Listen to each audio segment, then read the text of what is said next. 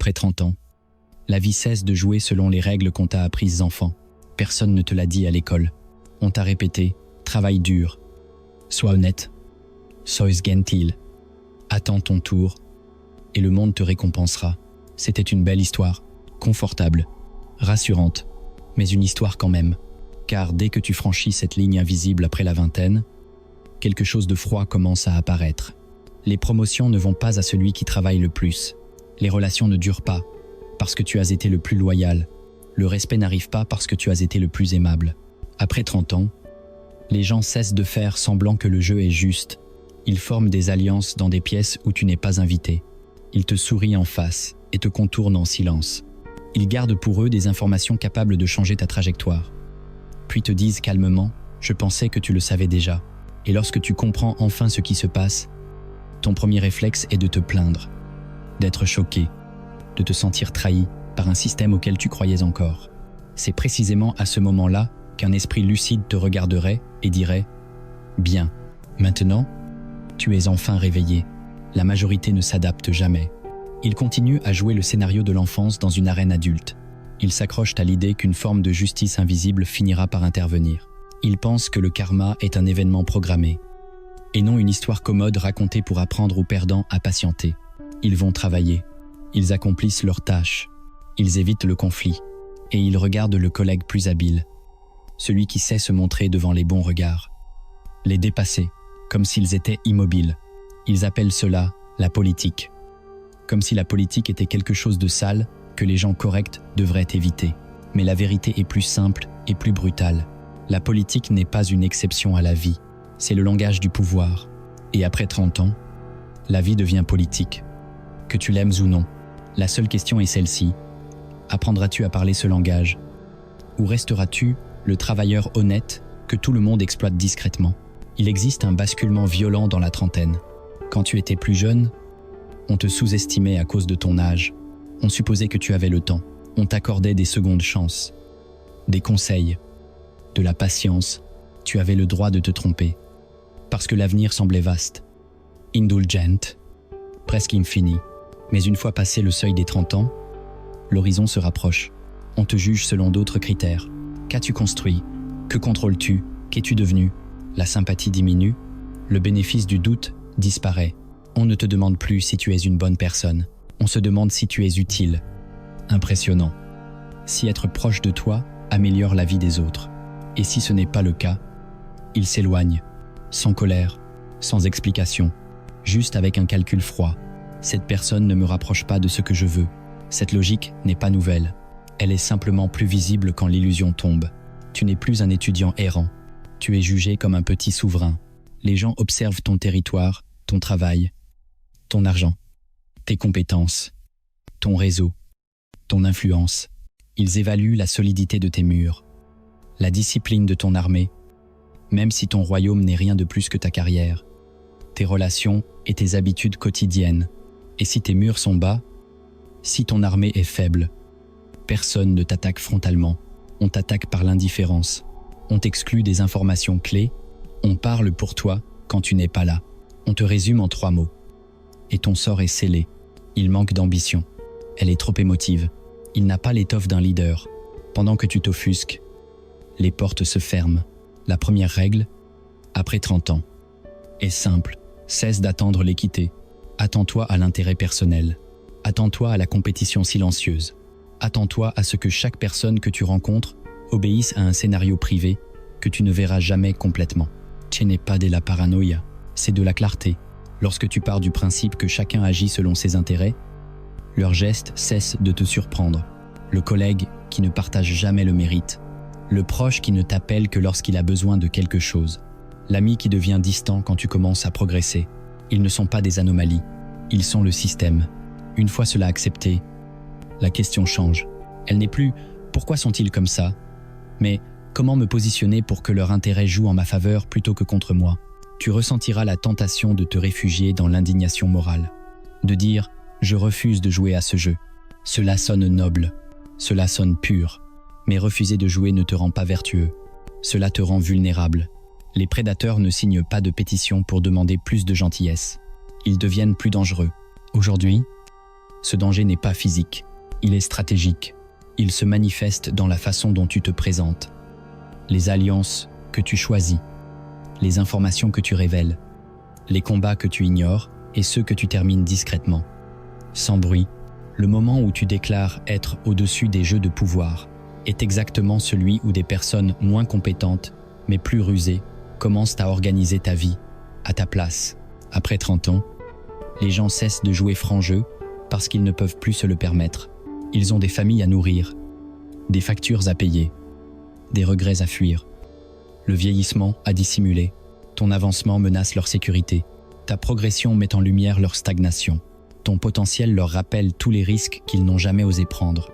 Alors ils sourient et disent « Je suis content pour toi », puis ils glissent une rumeur ici, retiennent une recommandation là, retardent une décision qui t'aurait favorisé. Jamais frontalement, jamais d'un seul coup, juste 1000 petites coupures silencieuses qui te maintiennent à ta place. Si tu attends encore que le monde récompense tes bonnes intentions, tu ne verras même pas que tu saignes. La seule manière de gagner dans un monde injuste n'est pas de supplier pour plus de justice, mais de devenir trop utile, trop stratégique et trop coûteux à ignorer. L'utilité est ton premier bouclier. Si tu résous des problèmes que les autres ne savent pas résoudre, tu deviens nécessaire. Et les gens hésitent avant de saboter ce dont ils dépendent. Mais l'utilité seule ne suffit pas. Beaucoup d'hommes utiles meurent amers et pauvres. Ton utilité doit être reliée à du levier. Cela signifie que tu ne travailles pas dur n'importe où.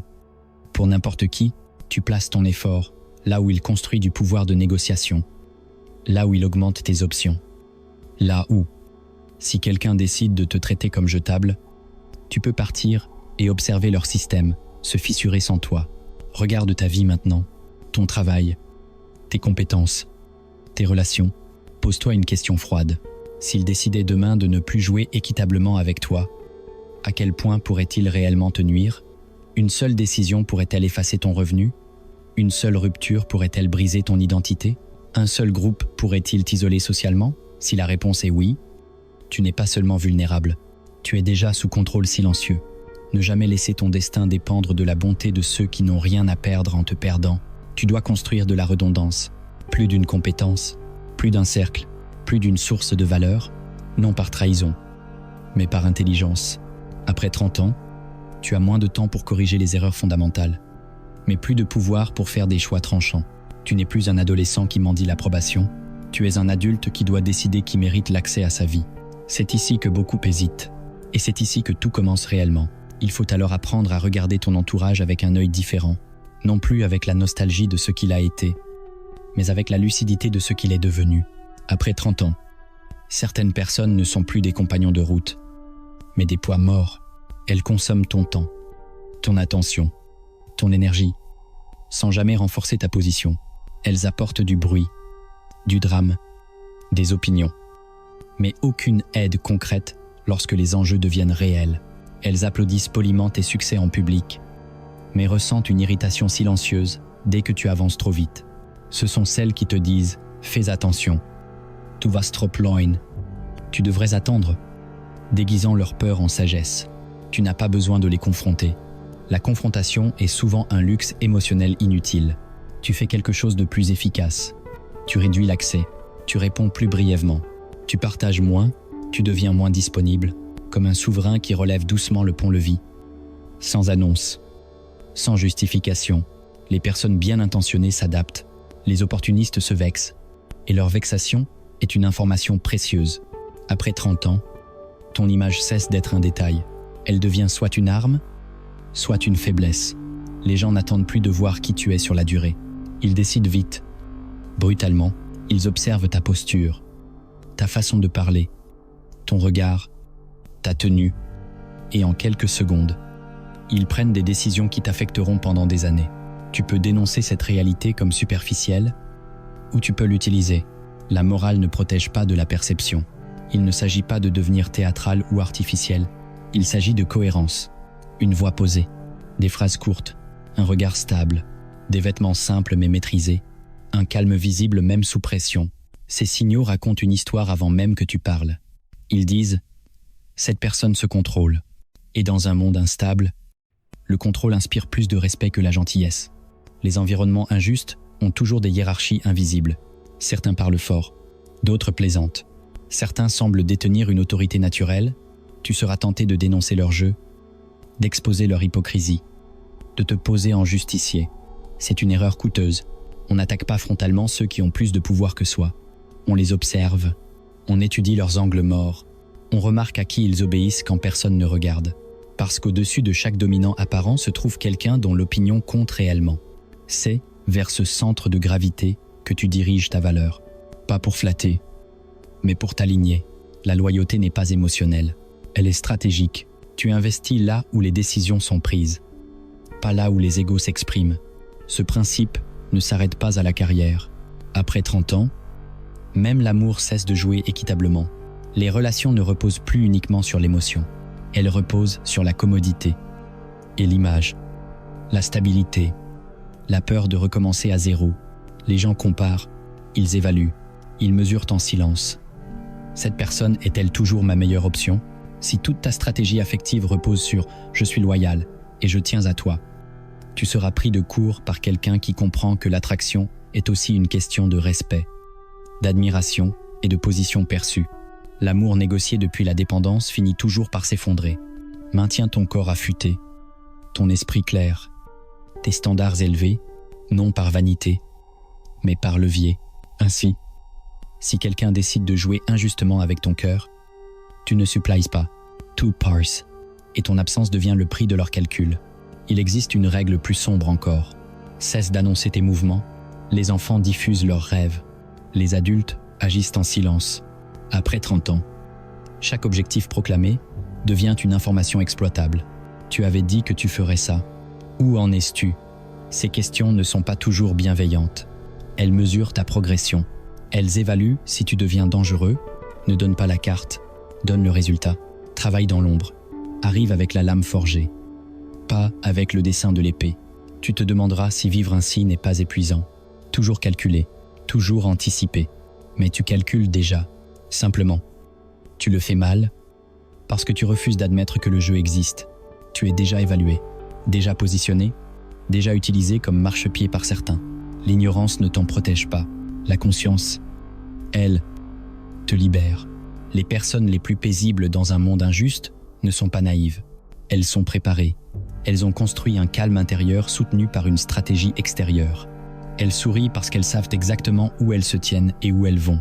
La victoire ne consiste pas à devenir cruel. Elle consiste à devenir précis. Tu gardes un code privé, une ligne que tu ne franchis pas. Pas parce que le monde mérite ta morale, mais parce que perdre le respect de soi coûte plus cher que n'importe quelle opportunité. Tu n'as pas à dire toute la vérité. Tu n'as pas à révéler chaque intention. Tu n'as pas à pardonner chaque trahison. Mais tu ne gaspilles pas ton énergie, en revanche, mesquine. Tu punis par la distance, par la réussite, par l'évidence tranquille que ta vie s'est améliorée depuis que certaines personnes n'y ont plus accès. Tu cesses de négocier avec des systèmes injustes. Tu construis des sorties. Tu cesses de supplier les gardiens. Tu crées tes propres portes. Et quelque chose d'étrange commence alors à se produire. Ceux qui jouaient injustement avec toi deviennent prudents, poliment distants, respectueux. Non parce qu'ils ont changé, mais parce que leur calcul a changé. Le risque de te nuire dépasse désormais le bénéfice. Après 30 ans, l'hésitation est punie. Le mouvement décisif est récompensé. Tu apprends à parler moins en réunion, mais à faire en sorte que chaque mot compte. Tu arrives préparé, pas simplement présent. Tu apprends où circule réellement l'argent, l'influence, la décision, et tu deviens capable de livrer ce qui y est valorisé, sans jamais révéler complètement comment tu le fais. Tu conserves une part d'opacité, pas du chaos, mais de l'illisibilité. Les gens manipulent plus facilement ce qu'ils comprennent trop bien, ce qu'ils ne peuvent pas totalement anticiper. Ils le traitent avec prudence, et la prudence est la forme la plus proche de l'équité que tu obtiendras. Tu n'as aucune obligation de transparence sur tes peurs, aucun devoir de partage de tes doutes. Après 30 ans, trop parler devient un handicap. Plus les autres connaissent tes fragilités, plus il est simple de te guider par des menaces implicites. Apprends à être émotionnellement discipliné en public et honnête uniquement avec un cercle très restreint. Pleure si nécessaire, mais jamais devant ceux qui te concurrencent. Doute si nécessaire, mais jamais devant ceux qui n'attendent qu'un signe de faiblesse. Offre au monde une image de calme et de direction. Laisse-les projeter de la solidité sur toi, jusqu'à ce qu'elle devienne réelle. Si tout cela te semble froid, regarde l'alternative. Continuer à attendre l'équité, voir 10 autres années disparaître. Faire confiance aux promesses verbales plutôt qu'aux actes. Supposer que parce que tu ne trahirais pas, les autres non plus. Cette voie mène à un seul endroit, l'amertume. Ce que cette lucidité t'offre n'est pas du cynisme, c'est une miséricorde brutale. Elle arrache le masque assez tôt pour que tu puisses encore ajuster ta trajectoire. Elle te dit clairement, les gens sont intéressés. Le pouvoir façonne la morale plus souvent que l'inverse. Tu peux refuser cette vérité et perdre, ou l'accepter et apprendre à gagner sans te perdre toi-même. Et c'est précisément à cet endroit que beaucoup s'arrêtent. Parce que ce qui reste à comprendre demande encore plus de maîtrise. Ce qui reste à comprendre, c'est que le véritable pouvoir après 30 ans ne se manifeste presque jamais par des gestes spectaculaires. Il s'installe dans des habitudes discrètes. Répétées, presque invisibles. La façon dont tu réponds quand quelqu'un manque de respect à ton temps. La norme que tu imposes lorsque des rendez-vous sont annulés à la dernière minute. Les limites que tu dresses autour de ta concentration. Chaque micro-compromis contre tes propres priorités s'accumule silencieusement jusqu'à former une vie où tu es toujours disponible pour les autres et rarement présent pour toi-même. Cesse d'expliquer pourquoi tu es occupé. Commence à agir comme si ton temps était rare et précieux. Parce qu'il l'est. Les gens te croient quand tu y crois en premier. Il existe un autre piège fréquent après 30 ans, vouloir sauver tout le monde. Dans la vingtaine, tu pouvais te sentir responsable de tirer tes amis hors de leurs mauvaises décisions, de convaincre ta famille de changer, de pousser tes collègues à être plus ambitieux. À cet âge, cela ressemblait à de la loyauté. Après 30 ans, cela devient une fuite massive d'énergie. Tu dois apprendre à distinguer les alliés des projets. Les alliés avancent avec toi. Les projets te vident tout en résistant à chaque tentative de transformation. Tu n'es pas un centre de réhabilitation pour adultes récalcitrants. Tu leur dois du respect, pas ta force vitale. Prends du recul et observe. Ceux qui te consommaient disparaîtront. Ceux qui étaient réellement destinés à évoluer avec toi commenceront à avancer par eux-mêmes. Il te faut aussi maîtriser l'art de la vérité sélective. L'honnêteté totale est magnifique en théorie et suicidaire en stratégie. Après 30 ans, tu ne peux pas dire à tout le monde ce que tu gagnes, ce que tu prépares, ce qui t'inquiète, où tu es faible. Tu dis la bonne vérité à la bonne personne, au bon moment. Quand un supérieur te demande ton engagement, tu ne confesses pas tes doutes existentiels. Tu parles en termes d'objectifs communs. Quand un rival te questionne sur tes progrès, tu minimises légèrement. Juste assez pour le maintenir à l'aise et inattentif. Quand un partenaire demande si quelque chose ne va pas, tu ne déverses pas un chaos émotionnel brut. Tu partages ce qui fait avancer la relation. Ce n'est pas mentir. C'est choisir l'angle de vérité qui protège ta position. Il faut également comprendre la violence silencieuse de l'humiliation. Après 30 ans, que l'embarras public laisse des traces longues. Les entreprises, les familles, les cercles sociaux bâtissent des récits persistants. Il est instable. Il dramatise. Il ne gère pas la pression. Une seule explosion émotionnelle peut effacer des années de compétences. Voilà pourquoi tu dois devenir un étudiant de tes propres déclencheurs. Qui t'irrite? Quelles situations te font te sentir ignoré, rabaissé, menacé? Ne les subis pas passivement. Étudie-les comme un terrain ennemi. Prépare tes réponses à l'avance. Une phrase calme répétée au bon moment vaut mieux qu'un éclat incontrôlé. Je vais y réfléchir. Prenons-en demain. Je comprends ton point de vue. Ces mots simples achètent du temps. Et le temps refroidit le sang. Le sang refroidi gagne les batailles. Comprends ceci. Tu n'es pas obligé de corriger chaque malentendu. Quelqu'un déforme tes propos. Laisse-le faire. Quelqu'un attribue des intentions qui ne sont pas les tiennes. Laisse-le croire. Ceux qui veulent te mal interpréter trouveront toujours un angle. Ceux qui comptent observeront la cohérence de ton parcours. Pas un instant isolé. Dépense ton énergie à sculpter ta réalité. Pas à courir après chaque ombre projetée sur le mur. Construise une œuvre, une présence, une constance si solide qu'une rumeur devient insignifiante face au signal de ta vie. L'argent aussi devient politique après 30 ans. Beaucoup prétendent que ce n'est pas une question d'argent. Mais derrière les portes closes, l'argent décide de l'endroit où l'on vit, de ce que l'on tolère, de qui l'on feint de respecter. Si cette réalité te déplaît, utilise ce malaise comme moteur. Traite tes finances comme un pilier stratégique, pas comme un sujet secondaire. L'argent n'est pas un outil de démonstration, c'est un outil de liberté. La liberté de partir, de refuser, de te taire sans trembler, épargne avec rigueur, investis dans des compétences qui multiplient ton potentiel de revenus. Évite les dettes qui te condamnent au silence. Dès que quelqu'un sait que tu ne peux pas partir, il cessera tôt ou tard de jouer équitablement avec toi. Lorsqu'il sait que tu peux disparaître demain et retomber sur tes pieds, il est forcé de négocier. Il existe une autre loi difficile à accepter. Tout le monde ne mérite pas le pardon sous la même forme. Certains se pardonnent par une seconde chance. D'autres se pardonnent par un silence définitif. Les premiers ont fauté dans un schéma global de loyauté. Les seconds t'ont montré leur caractère lorsque c'était commode. Absent quand tu étais attaqué. Amusé quand tu chutais. Après 30 ans, garder ces personnes près de toi n'est plus de la naïveté. C'est de l'autodestruction. Ils ne changeront pas parce que tu as expliqué, pleuré ou supplié. Ils changeront uniquement lorsque ton absence supprimera les avantages qu'ils tiraient de ta présence. Laisse la conséquence enseigner ce que tes mots n'ont jamais pu. À ce stade, il faut comprendre que ta vie devient une cour, non pas un tribunal de justice, mais un théâtre de perception. Chaque jour, des gens entrent et décident silencieusement de ta valeur. Tu peux espérer qu'ils soient justes, ou tu peux savoir qu'ils ne le seront pas, et te préparer en conséquence. Dos droit, paroles claires, moins d'explications, des frontières solides, un silence stratégique, une compétence visible, des plans privés, loyal, mais pas aveugle, bienveillant, mais pas mou. Tu n'as pas besoin d'annoncer que tu as changé. Change simplement. Ceux qui profitaient de toi diront que tu es devenu égoïste. Ceux qui te respectent diront que tu as mûri. Un jour, bien plus tard, tu regarderas en arrière et verras deux versions de toi-même. Celle qui exigeait l'équité et attendait d'être sauvée, et celle qui a appris à voir le monde tel qu'il est, non tel qu'on lui avait promis, et à s'y déplacer comme une tempête silencieuse. Le choix se fait maintenant, car après 30 ans, le jeu ne ralentit pas. Il s'aiguise. Ne demande pas un monde plus doux, demande un esprit plus affûté, un regard plus froid, une main plus stable. Observe chaque interaction avec une nouvelle lentille. Que gagnons-ils réellement? Qu'est-ce que j'obtiens vraiment? Que se passe-t-il si je dis non? Que se passe-t-il si je pars? Ces questions deviennent ta boussole. Elles te sortent du brouillard émotionnel et t'ancrent dans la clarté stratégique. Et lorsque tu vis ainsi, quelque chose de puissant se produit.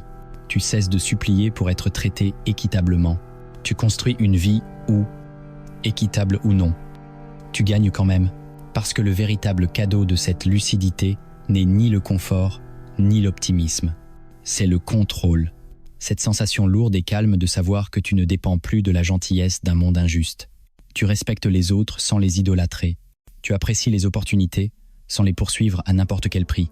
Tu aimes sans t'effondrer lorsque quelqu'un aux loyautés divisées s'en va.